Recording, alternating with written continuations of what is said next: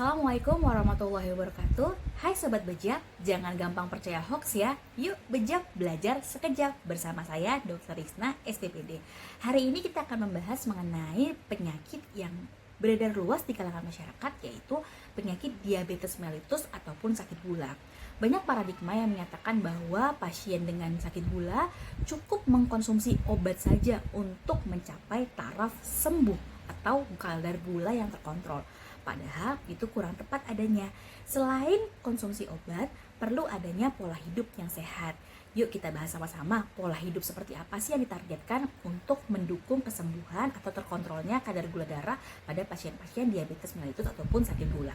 Yang pertama adalah sering dijumpai pasien diabetes mellitus yang memiliki kadar berat badan yang kurang ideal ataupun obesitas, sehingga perlu adanya diet atau penurunan berat badan dengan target adalah 0,5 sampai 1 kg per minggunya atau kurang lebih 5 sampai 7% penurunan berat badan dalam 6 bulan program kita.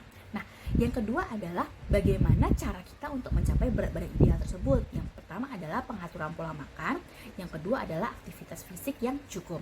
Nah, pengaturan pola makan di sini yang dimaksud adalah bagaimana kita mengatur kalori yang masuk pada pasien tersebut, seimbangkan antara jumlah karbohidrat ataupun zat gula yang masuk ke badan kita dan pemilihan zat gula yang tepat, yang dimana zat gulanya yang tidak mudah dicerna sehingga akan lebih sulit atau lebih lambat prosesnya untuk meningkatkan kadar gula darah.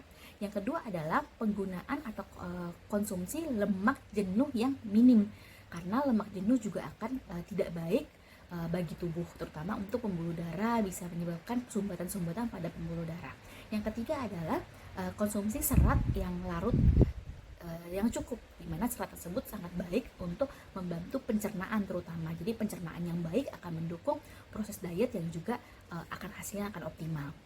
Yang kedua adalah dengan aktivitas fisik yang cukup, dimana aktivitas fisik yang disarankan pada pasien-pasien diabetes mellitus adalah yang bersifat aerobik.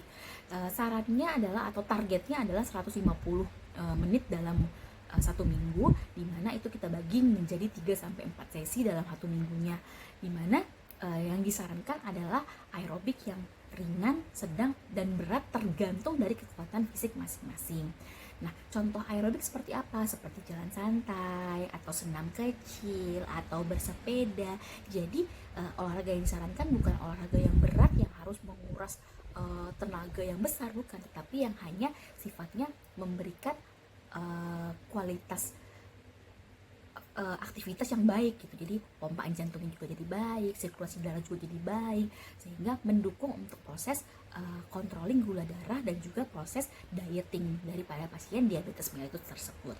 Nah, selanjutnya adalah selain menurunkan berat badan, selain pola hidup yang sehat, selain latihan jasmani pada pasien-pasien diabetes mellitus, juga disarankan untuk menghentikan kebiasaan yang kurang baik. Seperti apa? Contohnya seperti merokok, konsumsi alkohol, dan juga konsumsi makanan-makanan yang kurang sehat. Itu adalah pola-pola hidup yang juga harus diperbaiki, karena itu semua sih ujung-ujungnya akan memperburuk kondisi kerusakan pada tubuh kita yang disebabkan oleh diabetes mellitus. Jadi diabetes mellitus ini sebenarnya kerusakan yang disebabkan dan yang ditimbulkannya bisa bersifat kompleks, bertemu dengan beberapa penyulit lainnya yang disebabkan ujung-ujungnya kausanya apa atau sebabnya apa, yaitu kehidupan kita yang kurang baik dan kurang sehat. Jadi yuk sama-sama kita mulai hidup sehat sehingga kita bisa terhindar dari diabetes mellitus, dan apabila kita sudah terkena diabetes mellitus, kita sudah bisa mencapai kontrol gula darah yang baik sehingga penyakit kita masuk ke dalam kategori terkontrol. Itulah dia, sekian untuk hari ini. Semoga bisa memberikan pencerahan bagi kita semua, mengubah paradigma kita mengenai bagaimana pengobatan diabetes mellitus. Jadi jangan lagi bilang, saya udah makan obat nih dokter, obatnya sudah beraneka ragam, tapi kenapa ya kadar gula darah saya belum terkontrol dengan baik. Yuk kita sama-sama perhatikan bagaimana pola hidup kita yang kita jalani sehari-hari, sehingga kita bisa tahu dari mana salahnya proses penyembuhan kita. Mungkin bukan di obatnya yang salah, tetapi faktor pendukungnya, faktor hidup sehatnya yang kurang tepat. Oke, ya kita sama-sama perbaiki. Terima kasih, sekian untuk hari ini. Assalamualaikum warahmatullahi wabarakatuh.